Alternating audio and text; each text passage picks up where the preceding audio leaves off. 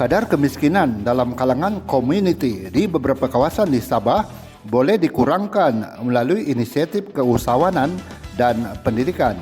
Menteri Pembangunan Usahawan dan Koperasi, Datuk Iwan Benedik berkata, sebagai wakil dari Sabah, beliau menghadapi cabaran besar setiap kali menghadiri sesi di Parlimen dan Dewan Undangan Negeri, terutamanya apabila perbincangan tentang kemiskinan timbul.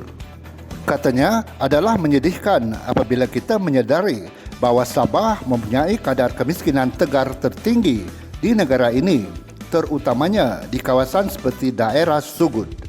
Kita tidak boleh membiarkan keadaan ini berterusan, katanya.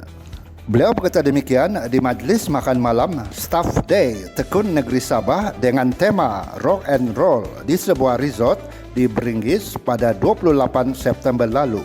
Iwan berkata, Kementerian Pembangunan Usahawan dan Koperasi (KUSKOP) bersama Tekun Sabah dan agensi kerajaan yang lain memikul tanggungjawab penting dalam menangani dan mengurangkan kemiskinan di negeri ini.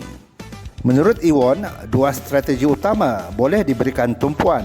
Pertama, kita perlu mengutamakan pembangunan keusahawanan di mana Tekun telah menunjukkan kepimpinannya.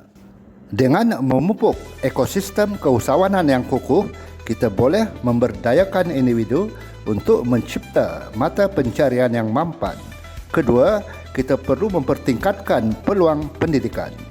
Katanya, kementerian boleh memainkan peranan penting melalui Suruhanjaya Koperasi Malaysia dan sokongan kewangan daripada Yayasan Bank Rakyat serta Bank Rakyat sendiri. Tekun juga menawarkan program pendidikan yang boleh menyumbang kepada usaha ini. Katanya, dengan menumpukan kepada dua bidang utama ini, keusahawanan dan pendidikan, kita boleh membuat kemajuan besar ke arah membebaskan Sabah daripada cengkaman kemiskinan.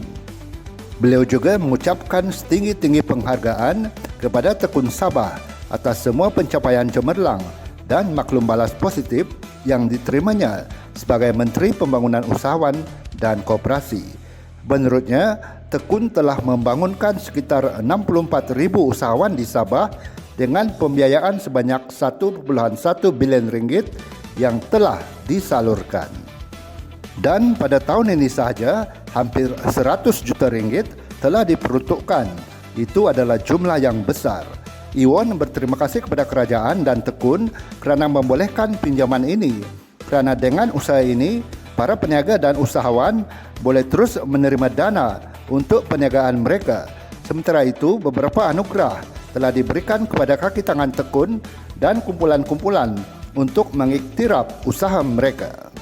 Antaranya anugerah pembiayaan tertinggi, peratusan pembiayaan tertinggi, kutipan tertinggi, dan peratusan kutipan tertinggi.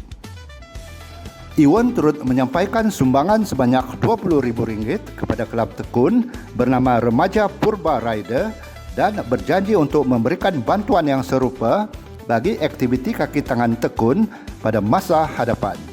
Majlis itu dihadiri oleh Yasir Salam, Timbalan Ketua Pegawai Eksekutif Tekun, Hermin Osumping, Pengurus Tekun Sabah, serta Datuk Gilbert Sham dan Rowindi Lawrence. Kedua-duanya adalah ahli lembaga pemegang amanah Tekun. Nabalu News Portal, Suara Rakyat.